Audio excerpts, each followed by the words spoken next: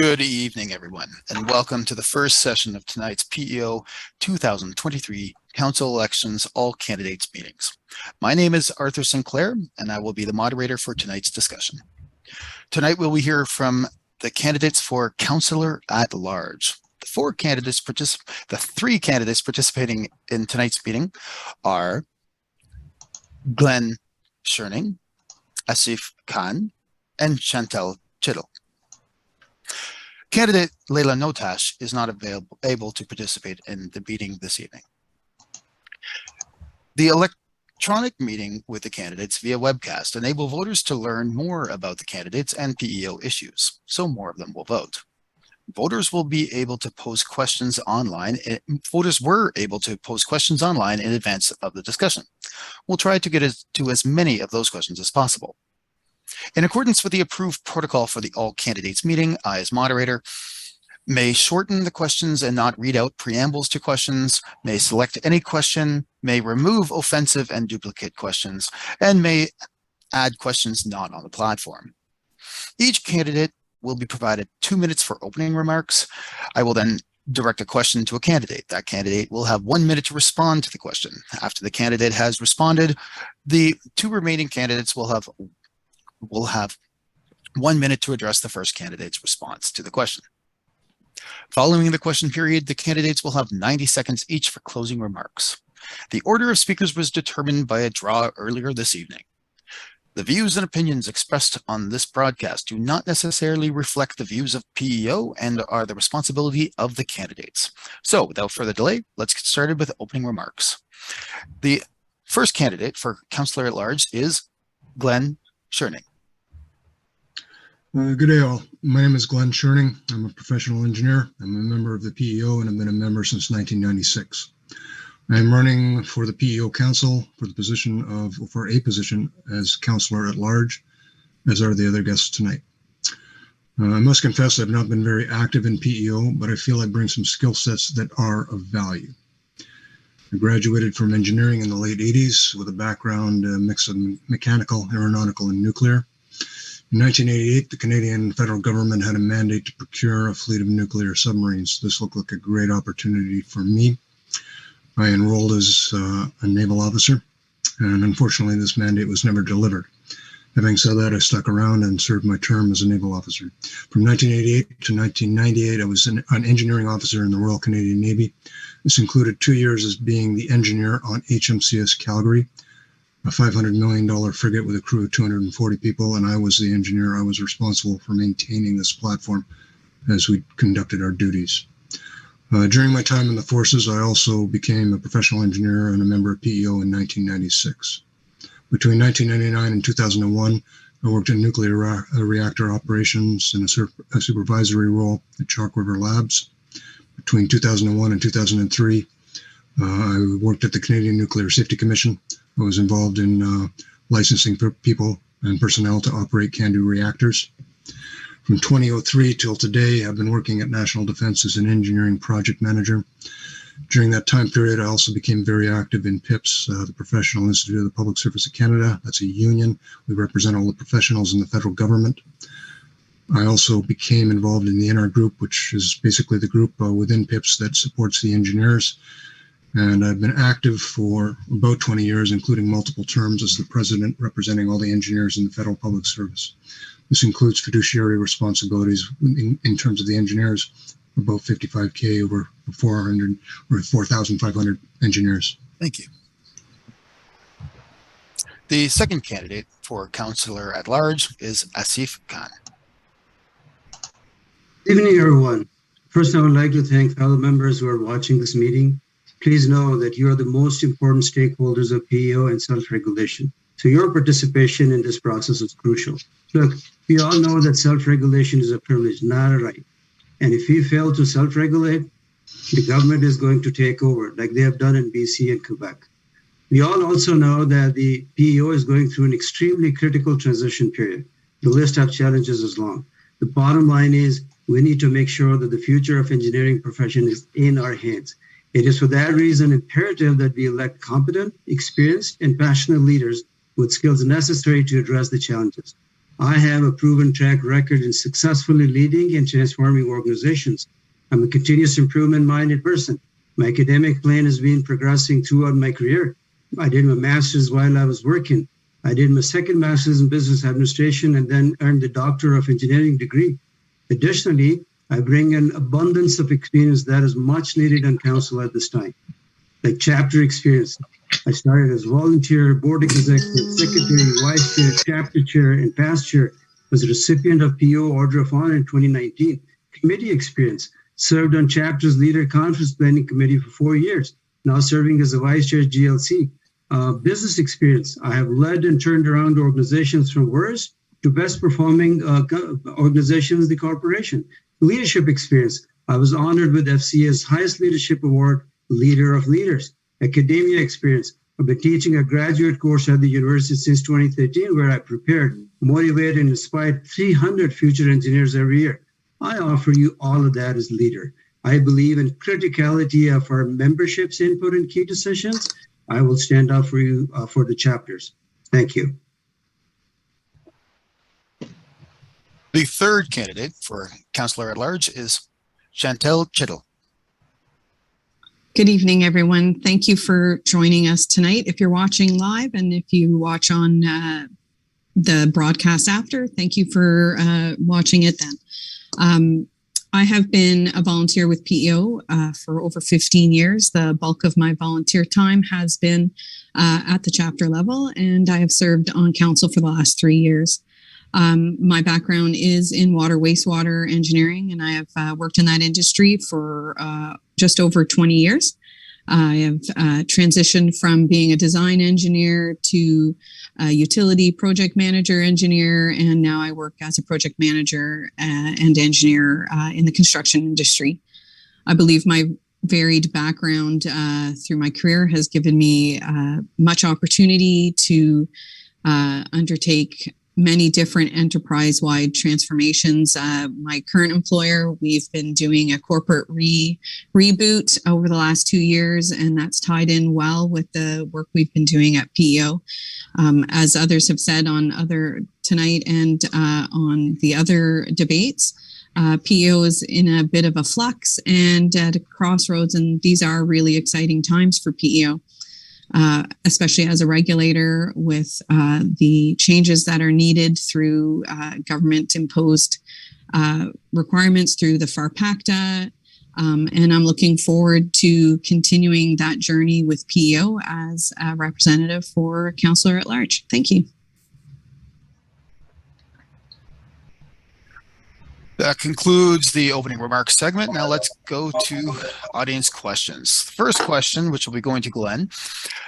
Based on your knowledge of the Professional Engineers Act and the regulations, how would you describe PEO's core mandate? Thank you. Very straightforward question. I looked up the word core, and core can be a noun, verb, or adjective. In this case, it's an adjective. The closest definition I found in the dictionary was the most important or largest part of a company business activity, or a company's business activities. Mandate is defined as the authority given to an elected group of people, such as a government, to perform an action. Pretty straightforward. I looked up on PEO's website, and basically the answer to your question is posted there. To regulate the engineering profession, to serve and protect the public. Established in June 14 of 1922, PEO is a licensing and regulatory body for the professional engineers in the province. PEO operates under the authority of the Professional Engineering Act to serve and protect the public interest by setting and upholding high academic experience and professional practice standards for the engineering profession. Only those licensed by PEO are permitted by law to undertake and assume responsibility for engineering work in Ontario. Thank you. And first response to Asif.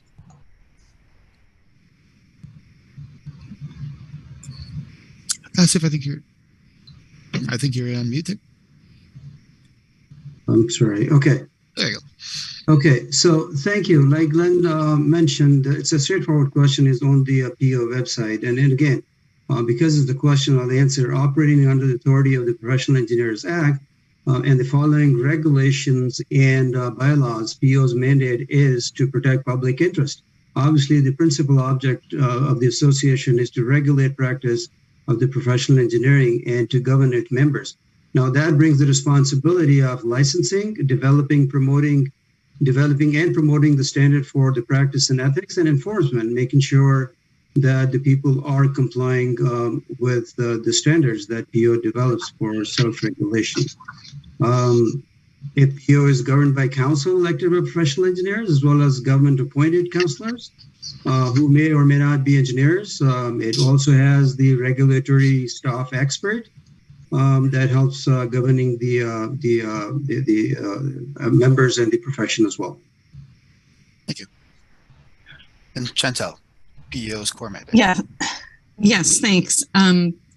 As others have mentioned, the core mandate is listed on the website, and it is essentially to govern the engineers and the engineering profession with the protection of the public as its main focus, and that's undertaken by council to direct and control the work that staff do to operationalize the decisions that the council undertakes to meet its mandate to protect the public or to serve in the public interest.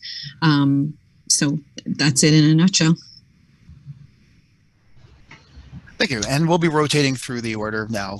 So the next question would go to Asif. And it's so building on the last question, what do you see as your role as a councillor, that is, as a member of the board of directors, in fulfilling the PEO's core mandate? Okay, so the council's role is critical in governance and in the regulation. And obviously, the main role council plays is to make sure the PEO fulfills its duty of serving and protecting public interest. Now, obviously, if I'm elected as councillor, I'll be doing all of that functions that are, really a description of job, such as establishing strategic plan, direction, framework, setting priorities, allocation of resources, making sure the appropriate budget is available to achieve the goals, assessment of achieving the strategic plan, establishing reviews, policies, position and statements, guidelines and bylaws, and also considering and recommending required changes for PEOs to continue to meet its mandate. And that's where it becomes very, very, very important, critical at this time, where we need to discuss emerging issues and making evolving decisions related to the self-regulation of the profession. Thank you. Right. And the next response to Chantal. Thank you. As a councillor, it would be my duty to govern the association by maintaining active listening, being prepared for meetings, understanding the issues before us, working with the rest of our council members to ask the appropriate questions at the right time, to make sure that we're making decisions based on fact and not conjecture or emotion, all the while keeping the public safety aspect in the back of our minds. That's what I've been doing, and that's what I hope to continue to do. Thank you. And to Glenn, your role as a councillor fulfilling PEO's core mandate. The question, what do I see as my role as a councillor, that is, as a member of the board of directors in the fulfillment of PEO's core mandate? My interpretation of the question is, what is the role of the PEO council in the support of the PEO's core mandate? In other words, governance. I went back to the PEO website, and the PEO defines governance. PEO council provides overall direction for the regulator and profession. It is accountable to the public through the Ministry of the Attorney General to uphold PEO's duty to protect the public. Council is comprised of elected professional engineers and members appointed by the Office of the Attorney General of Ontario. Not all appointed members are professional engineers. Together, the council PEO operates with an appointed CEO/registrar with approximately 110 employees. A large part of this responsibility I see as fiduciary oversight.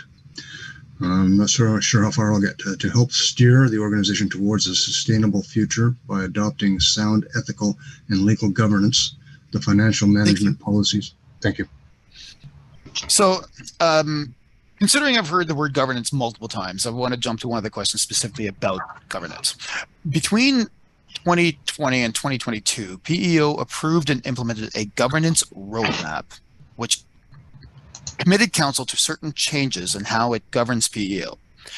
Could you please highlight which of these new governance directions is most important to you as a prospective councillor? And that first one goes to Chantal. Sure, thanks. For me, the most important part of the governance roadmap is the shift of council operating as an intervening and operating board and moving towards a governance board. So essentially, operating at the higher level, making decisions, providing oversight, but not getting into the weeds and acting like quasi staff, so to speak. I was somewhat surprised, even though I've been a volunteer for a number of years, that council did operate more on an operating and intervening means, as opposed to looking at things from an oversight and governing perspective, setting the direction, initiating controls and that kind of thing. I thought they would be operating more in that line. So I'm quite happy, and that's the most important thing I think that comes from the governance roadmap change. Thanks. Thank you. And so then the next response goes to, and this is me making sure I get this right, now that we're starting rotating, the next response down to Glenn. Okay, the question was ended with, please highlight which of the new governance directions is most important to you as a prospective councillor. In June 2021, PEO Council began operating as a direction and control governance board. Council now functions through 4 governance committees charged with performing the due diligence aspects of Council's fiduciary role of council. They include Governance and Nominating Committee, Regulatory Policy and Legislation Committee, Human Resources and Compensation Committee, Audit and Finance Committee. As of AGM 2022, according to the approval of new governance tenets, council members will only serve on board, open bracket governance, close bracket committees going forward. In relation to PEO's transformation, these decisions ensure council maintains a high level of focus on governance and policy, rather than operations, and places greater authority and accountability for regulatory outputs on the CEO/registrar. From a public interest perspective, was that my conclusion? Yeah, that's the time. Yeah. Thank you. Excuse me. Okay, so the next one to the same question to Asif with respect to the PEO's governance roadmap.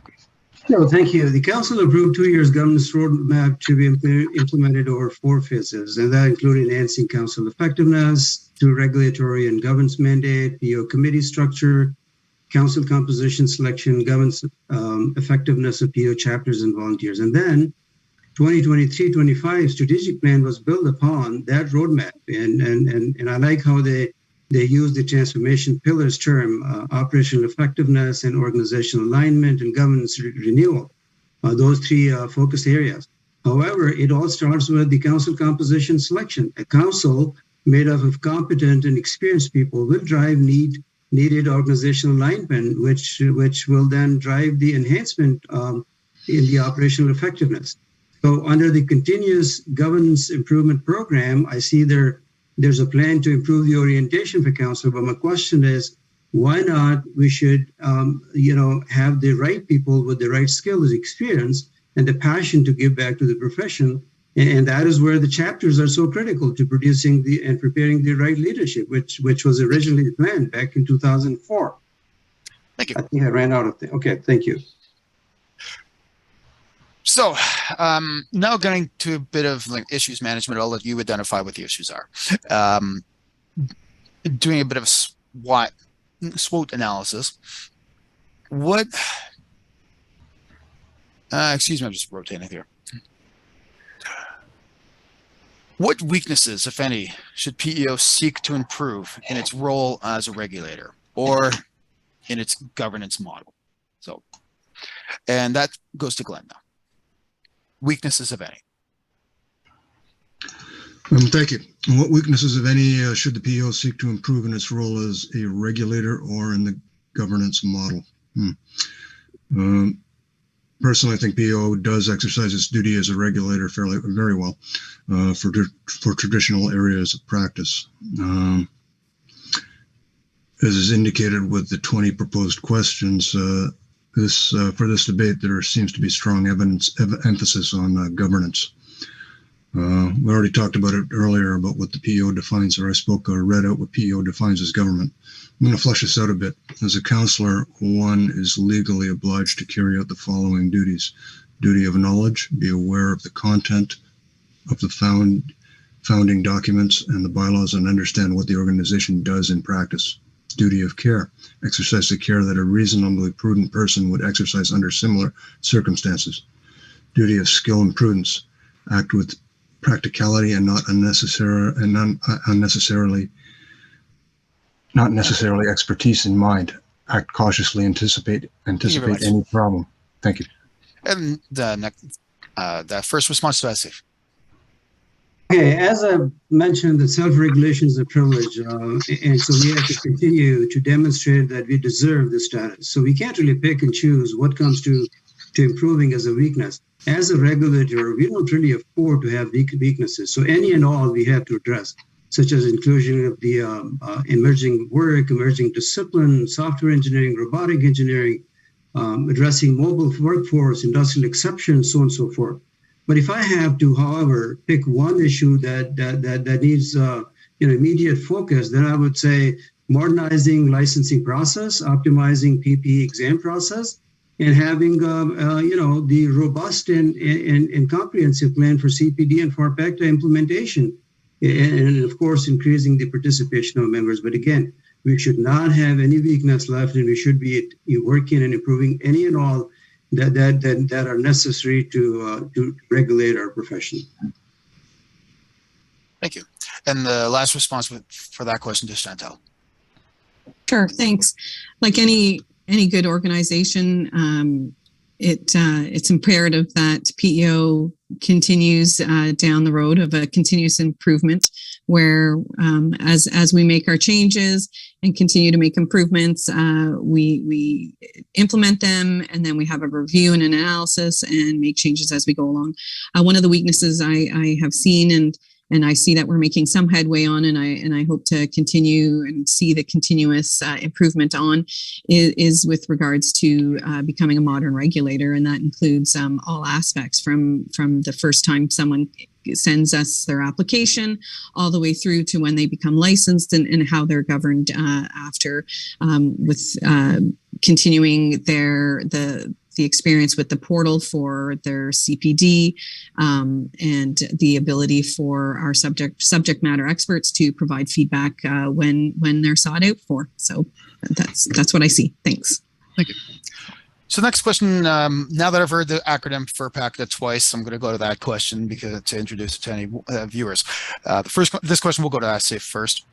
From a public protection standpoint, what, if any, value do you see in PEO's efforts to streamline the licensure of engineering graduates, Canadian or internationally trained?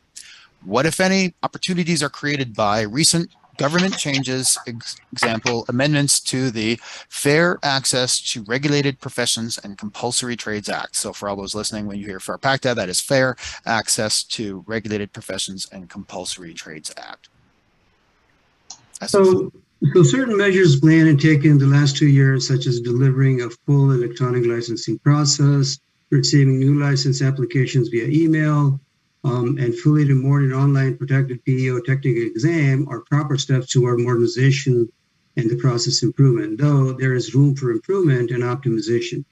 There should be a pathway for everyone graduating from engineering program to licensure. As far as FAR PACTA legislation, it will help to improve process in terms of applicants receiving confirmation of completed application in 10 days, and 90% of the applicants receiving a licensing decision within 6 months, and so on and so forth. But when it comes to the implementation, the compliance with a strict timeline will present a challenge of getting thousands of applications reviewed in a timely manner. And also, we're going to restrict PNG to only based on the PNG applications. And if that is the case, then we have to assess the fallout and the consequences as a result. As a councillor at large, I would like to have a comprehensive plan. Thank you. First response to Chantal. Sure. I think that the recent changes by the government for that comes under the FAR-PACTA umbrella has fast-tracked the transition from a paper-based organization to a digital base with the online application portal. I believe that at the behest of the government, PEO is moving much quicker on meeting some of the targets that were sought after by the Fairness Commissioner. We're looking at improving the access to the profession in a fair and efficient and effective manner. And I think that's extremely important that it's no matter where you're from or what school you've come through, your process through to be licensed should be almost the same. And I'm looking forward to how that pans out. You. And Glenn, with respect to FAR-PACTA. Well, the first part of the question, it asks, what is the value of this? But the answer is actually in the question. It is streamlining the licensing of engineering graduates, whether they be Canadian or international. The question asks about opportunities. Basically, it's pretty straightforward. It's an opportunity to increase the availability and supply of qualified engineering talent to Ontario. Background information for those that may not have it. The Fair Access to Regulated Professions and Compulsory Trades Act 2006 is to help ensure that regulated professionals and individuals applying for registration by regulated professions are governed by registration practices that are transparent, objective, impartial, and fair. PEO's response in 2023, significant changes will be implemented to the PNG application process and licensing system to comply with requirements imposed by the provincial government through amendments to the Fair Access to Regulated Professions and Compulsory Trades Act. Thank you. All right, so I'm going to go to the online questions that were submitted, and I'm going to stay within the theme of licensure, building on the previous question. I'll just read this one. I'm going to read verbatim from what was provided online, and the first answer goes to Chantal. If elected, what will you do for? And it's ERC, or Experience Requirements Committee, ARC, which is Academic Requirements Committee, and Licensing Committee. So. Well, as a elected member of council, what we can do for the various committees is to work within the confines of our governance structure, and all committees, I believe, are continuing to be directed under the Governance and Nominating Committee. There is opportunity for those committees to speak to their work plans, and as a council member, it's our responsibility to review the mandates that PEO has set out for those committees, and set the targets, or to ensure that they're meeting their mandates, so that they're being effective as a committee. And I would continue to do that and champion for the effective work that all of our volunteers and committees undertake, and to ensure that they continue to be successful at what they are doing. Thank you. Thank you. And the same question to Glenn. So if elected, what would you do for ERC, ARC, and Licensing Committee? It's Experience and Academic Requirements Committees. Thank you, Art. I'm going to reply basically in a fairly generic fashion based on my experience, which is primarily within my union and representing the engineers within my union. Much like PEO, we have a board which does governance, and much like PEO, we have a number of committees of the board which provide assistance and advice to the board, but they do not They're not responsible for governance, but they help support the government, the board in conducting governance. So basically, whatever the committee is, you got to listen to take a look at what their mandate is, understand what their mandate is, establish the committees you need, including the ones you mentioned, support them in doing their job and listen to them and try and act on what they advise. Thank you. Thank you. And last response to Asif. Thank you. Great question. Just the right timing. With FARPACTA and the foreign graduates experience requirement being removed by December 2023, we are going to open the floodgate of the applications. And then that'll put a lot of burden and pressure on these ARC and ERC committees, and as well as the licensing as well. I believe if I'm elected, I will be in favor of actually hiring someone full-time from the university. We can't afford to have a professor who has his own things and not being able to meet, one time in 2 or 3 months and be able to keep up with the backlog of thousands and thousands of applications. So this is going to be a key area where we're going to have to be innovative and find a way that we don't really continue to pile up the applications and then get into the same issue that we've been trying to, even worse than we've been trying to deal with for the last many years. Thank you. So next question, moving on, going to talk about stakeholders. And the question is, a strategic goal in the PEO's 2023-2025 strategic plan is to ensure all stakeholders see relevance and value in PEO. Reflecting on this goal, whom would you identify as some of PEO's key stakeholder groups or organizations, and what do you think is a meaningful and appropriate engagement with specific stakeholder groups? What would that look like? And that first goes to Glenn. Well, stakeholders. We've got the government, we've got the public, we've got our members, and I would also extend that a little bit to potential future members, whether they're EITs currently or students or foreign supply of engineers. So those are our stakeholders. And could you repeat the question again on what should we be worried about and how do we best take care of these stakeholders? So that's what I'll try to do, sort of focus on the question at hand. What do you think is meaningful and appropriate engagement with specific stakeholder groups? What would that look like? Well, of the stakeholders I mentioned, the one I would put the highest priority in improving contact with and engagement with would be our members. I think we're doing our job with the public and with governments, and it's hard to address future members. But it's basically pretty straightforward. It's working with the chapters, it's working with our members, it's communication. We need to attract them to become engaged. We need to communicate with them. We need to listen to them. We need to take action. We need to produce results, and we need to communicate those results. Very grassroots politics, very straightforward. Something I've been practicing in my union for 20 years. Thank you. Asif, with respect to stakeholders and stakeholder engagement? Sure, and again, you have to remind ourselves that PEO's statutory mandate is to consistently, not one time, consistently serve and protect public interest. And the key stakeholders include members, which I'll repeat again, are the most important stakeholders, volunteers, partner engineering communities, and the government. So a meaningful and appropriate engagement would be to develop a plan to conduct research and consultation with all stakeholders, create a SWOT analysis, and understand the weaknesses and opportunities, then develop a vision and execution plan that would drive tangible results and build trust in PEO being relevant and adding value. Members being key stakeholders can play an instrumental role in achieving strategic goals. And that's what we need to do. Thank you. And then last response to Chantal. Sure. One of our key stakeholders is the public, as well as our members, our license holders.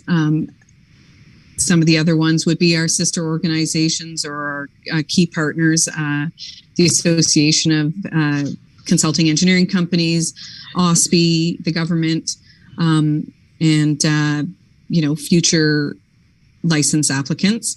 I think our engagement, or how we would improve our engagement or keep our engagement effective, is to have a comprehensive plan that has targeted communication processes and policies, depending on the group that we're seeking feedback from, to ensure that we are reaching the right people for the right questions, as opposed to sending out blanket requests for engagement where we may get a handful of responses.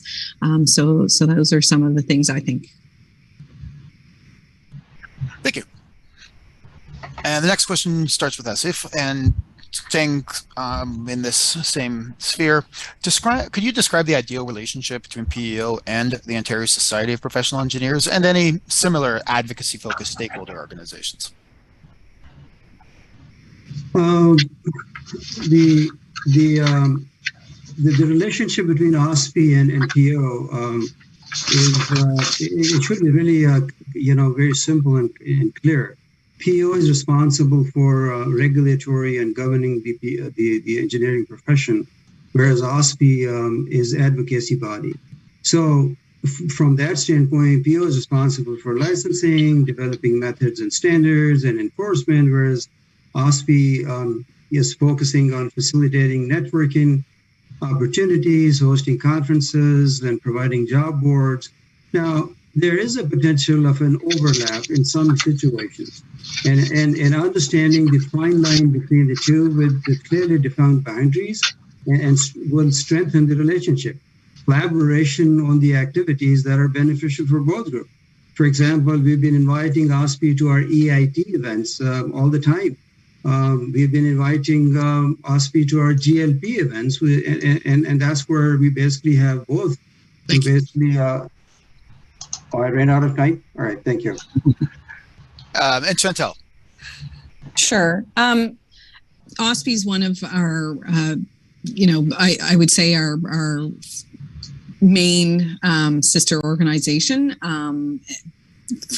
They do the advocacy for our license holders, while PEO is responsible for regulating our license holders. OSPI provides more member-centric services, but I think the relationship really works well when OSPI comes to the table or works with PEO to provide feedback and information from what they're seeing and hearing from the organizations and the groups and their membership that they're getting from that. That would help PEO ensure that the regulatory functions are moving forward in a certain direction. And in some cases, if PEO isn't doing its due diligence from a regulatory standpoint, I believe OSPI is the one to ensure that they hold our feet to the fire. Thank you. And Glenn, same question with respect to Ontario Society of Professional. I'm reading a prepared answer, so I apologize. There's a bit of redundancy in our three answers. I think we're all on the same page. I believe that the relationship between OSPI and PEO must be harmonious and made more productive. There should be chapter-level engagement between the two organizations for planning and execution of events so that advocacy and regulation coexist for the same purpose, to serve the public and its members. I believe there's a great misunderstanding of what OSPI and PEO how they operate and how they relate, especially within our own membership. Just for the record, OSPI, the Ontario Society of Professional Engineers, is a member-interested advocacy body whose mandate is to advance the professional and economic interests of professional engineers in Ontario and to look after non-regulatory matters for the profession. OSPI was created as a legal entity in April 2000 with the support of PEO and the Ontario Ministry of the Attorney General, the arm of the government with the responsibility for regulating engineers in this province. Thank you. Thank you. So I am going to go back. I'm going to do my best at this point to summarize what is a bunch of the online questions. There's a number of online questions that relate to mandatory continuing professional development in the PEO world, peak. So the first question goes to this question first goes to Chantal, and I'll just open-ended the question, which is, and ask, what is your position on mandatory continuing professional development? Sure. I think it's imperative that every profession and every professional continues to maintain their level of expertise in a variety of different ways. I have always completed those types of activities as part of my employment. It usually is a requirement for myself and other professional engineers that I engage with on a regular basis. I support it. I believe that it provides some reassurance to the public that our members and our license holders are maintaining their competency throughout their career, and it's not a one and done. I'm looking forward to seeing where the program goes over the next 2 or 3 years as we get more people involved and the feet, so to speak, planted in the program and see where that goes. Thank you. First response to Glenn, your position on mandatory continuing professional development. Thank you. When I first started hearing about PEAK, basically I was in favor of it. I've been a proponent of professional development within D&D and active in D&D's production of an implementation of a professional development program. The mandatory aspect of it within PEO is a bit of an interesting one. And when I started reaching out to members of PEO about the PEO within the National Capital Region especially, and we've got a large number of members here, the issue that came back to me the most, especially with the young people, was concerns about PEAK. And I started, and I'm still continuing to collect a number of issues that our young members are concerned about. One size fits all, bang for the buck, the implementation process, lack of communication, et cetera, et cetera. Or basically, if I'm going to engage in this, why not engage in PMI or something like that? What I fear and what I've heard many, many times is there's a large number of our membership that are considering not being members in the future because of PEAK, and this has me concerned. Thank you. I'm not saying stop it. I'm just saying let's pay attention. Asif? Thank you, Arthur. This is a very interesting and important question. I think we should have more time than 2 minutes to talk about it. But again, I believe in continued professional development. No question about it. No professional would deny it. My problem is with the way it was rolled out. Firstly, lack of transparency and communication. What conditions drove passing a motion in favor of a referendum by council in September 2015? And what changed resulting into rescind in 2021? There's a question such as, if we didn't have CPD implemented in the last 100 years, has the quality of engineering practice gone down significantly that we had to rush the launch? Important question is that do we have an assessment on varying needs based on engineering discipline? As well as the role of the practicing engineer, the type and number of hours required for the civil engineers working on the same type of bridge versus engineer working in telecommunication sector.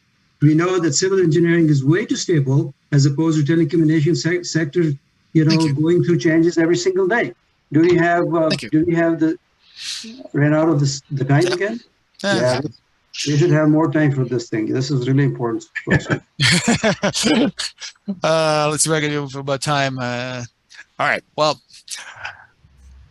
I'm going to go on back to the online, and it was one of the questions online, and I want to give it this to. I'm summarizing this ever so slightly to try to make it as open-ended as I can for you. What challenges will the new registrar face, the CEO registrar face, and how will you, as a member of council, assist to address those challenges? And that first one goes to Glenn. Well, if we're going to talk about current challenges, let's look at what's happened currently. In early 2020, we realized that COVID-19 was real, and we started to take action within Canada. I know my employer, the government, sent us all home in mid-March of 2020. And a couple of days later, they dropped the bank rate to about as low as it can go. And it stayed there for 24 months, which was unheard of. We have a lot of people that had to adjust to working at home and actually got very much in favor of it. We had people living in isolation. We had all sorts of interesting changes. The workplace, it's going to be hard to go back to where it was before, and it's going to be rough as we adjust to new realities. Another concern I've got is we also became less involved and less engaged in my union, in PIPs, in PEO, etc., because we were more isolated. Also, around about April of 2021, we finally had inflation increase beyond the target range of 2% plus minus 1. It passed past 3, and it's been going up since. And Asif, what challenges will the new CEO registrar of PEO face, and how will you help? Well, obviously, new registrar will face quite a few challenges. You know, with the ones that have been going on for quite a few years. Additionally, the implementation of FARPACTA and CPD. I think the most important thing is that the council should stop relying completely on the staff. The council should be competent enough, and we should be able to assisting and helping with the governance aspect. So, you know, when you make the recommendations and the considerations that are necessary to stay to current in self-regulation and enhance, then that should help the registrar. We should not leave everything to the registrar and for him to basically do everything from the scratch. I think the purpose of the council is that we should bring competence and experience to be able to make recommendation on the issues that relate to the self-regulation and the governance. And last response to Chantal. Sure. I think the new CEO registrar is coming on, is coming into the organization at a time where there is tremendous work underway with FARPACTA, with rolling out the mandatory competency, the CPD, and the changes to the licensing process. So I think those are some big challenges that the new CEO will face. How council can support the incoming CEO would be to ensure that there is some transition work done with the senior management team, that there is some collaboration and onboarding with them to get them up to speed. Ensure that the council members that are sitting on the Human Resources Committee are continuing to review and evaluate and provide feedback in a timely fashion to ensure that the new CEO is successful. Thank you. So we're coming to the end. Couple more questions. For the next one goes to Asif. And just what special skills, experience, or ideas do you bring to enhance the governance of PEO? Okay, well, I bring very diverse set of skills, education, experience, and leadership skills. I have a bachelor's in electrical engineering, and then master's in manufacturing and business administration, and then doctoral in manufacturing engineering. I've worked for the government, utility companies, and been 16, 17 years with the manufacturing, one of the big threes, working with them. I've led the organizations, transformed the organizations with multi-million dollars attached and with the proven results. Additionally, I'm also bringing abundance of PEO related experience, volunteering. Started 2006. Started from the grassroots as a volunteer, and then I've been moving up all the way up to the committee level, which should be really the defined path for running for the election.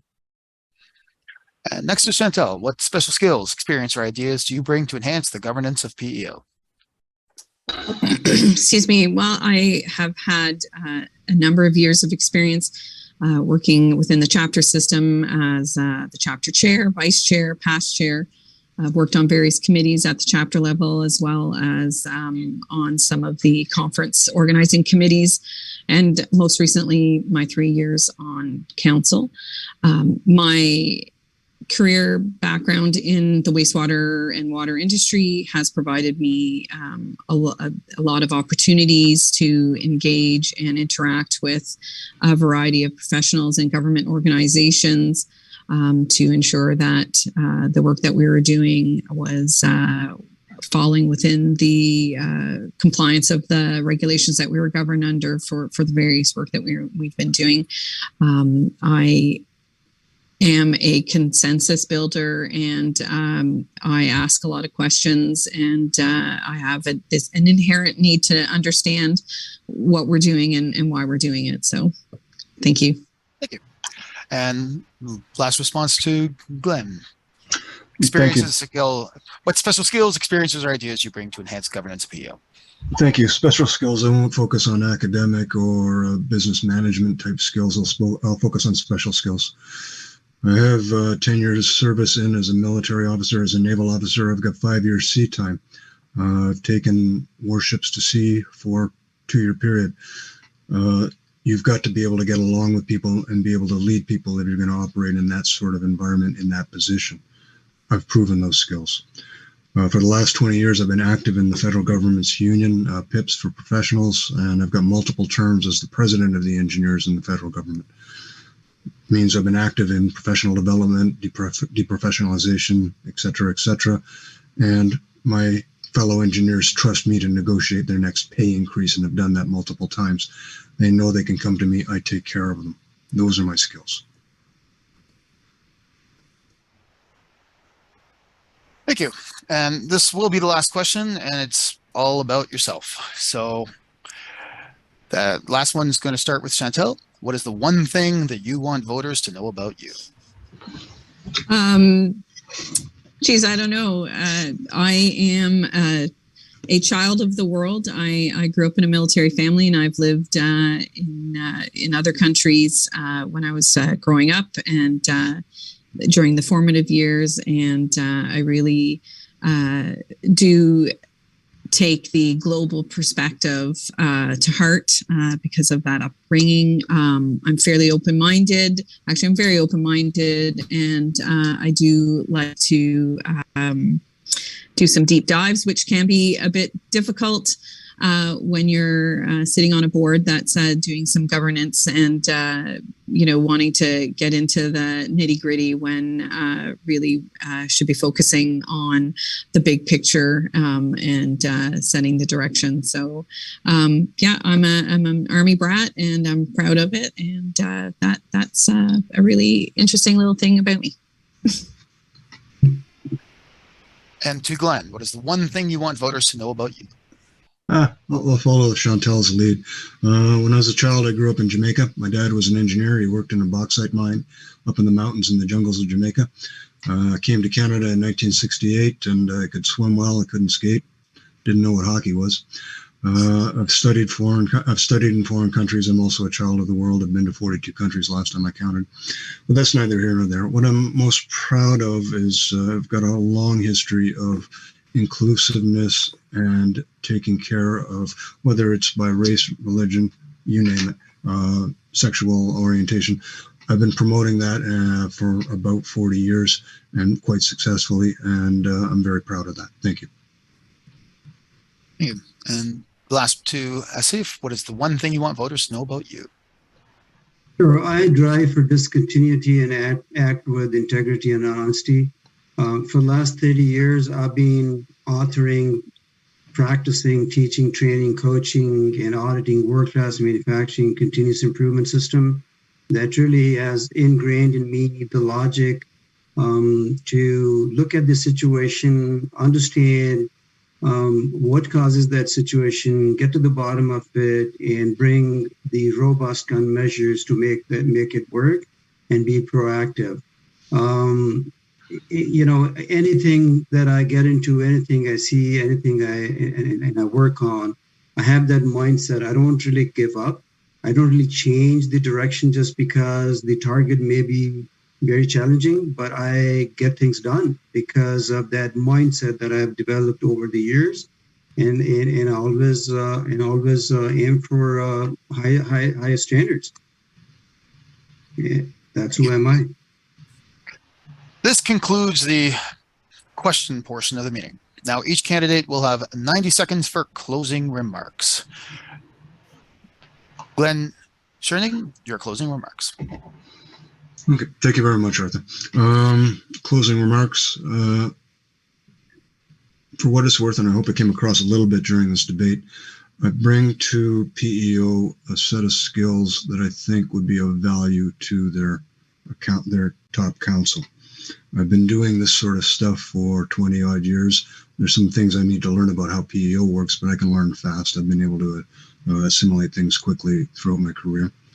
I'm about to retire, and I'm going to become less involved in my union, no longer being in the public sector. I've hit closing in on my 70% pension for the rest of my life, and I'm looking for a new hobby, and I'd like to give back to this profession. I have the time. I've got the skill sets. I'd like to get more involved. I hope you give me your consideration. Thank you. Take care, all. Bye. Asif Khan, your closing remarks. Okay, to my fellow members, at this stage of my career, I decided to stand for council election because I believe that I bring it all that is required on council at this critical time. I'm a leader with a proven track record of bringing change and transforming the culture and health of the organization. I believe that with where PEO is at this time, one has to be tenacious in this role. And if I'm elected, I will bring that tenacity to the council. I'm honest, very independent. I say what I feel. I'm not afraid to bring in the new initiatives. I'm transparent. When I feel strongly about something, I will stand up for it. At the same time, I will collaborate with others on any opportunities that are in the best interest of the organization. I offer my diverse and extensive expertise. I bring something to the table that will be very valuable to PEO, which comes from who I am, the value that I hold, the skills that I have developed through my professional training and career. If you look at my history, I think you'll see those skills and experience I bring to the table. Now, if you agree that I'm the candidate with the proven record and experience, skills, and leadership as a package, then vote for me for council at large. Thank you. Chantel Chittle, your closing remarks. Thank you. I have been on council for the last 3 years, and I'm looking to be reelected, and I would appreciate the support. There are still some things that I would like to be involved in to see the culmination of the work we've been doing and undertaking. As I mentioned, I am a child of the world, and from that, I've brought the perspective of welcoming diversity and inclusion, and I have been a strong supporter of the work that we've been doing with regards to the anti-racism and equity and diversity at PEO, and I'm looking forward to seeing where we go with that and to continue to support that initiative. I am a strong believer in self-regulation, and like everyone that is running for council, I'm very passionate about my profession, and I believe it is our responsibility to give back to the profession that has given us so much, as our years of employment has shown.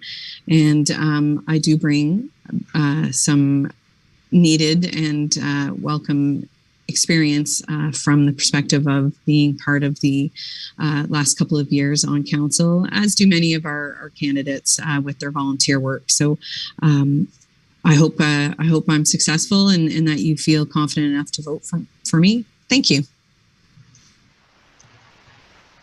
This concludes tonight's discussion. I would like to thank the candidates for their participation and also those watching online for your interest in the governance of the engineering profession. I hope you found the meeting to be informative and worthwhile. As a reminder, a recording of all meetings will be on PEO's website during the election. Thank you again to everyone for participating in our discussion. And remember, your profession matters, so does your vote. Voting is quick and easy. You can vote online, internet, or by phone. Voting opens on January 13th and closes at 4 p.m. on February 17th. All information you need is on the website at www.peo.ca. Good night.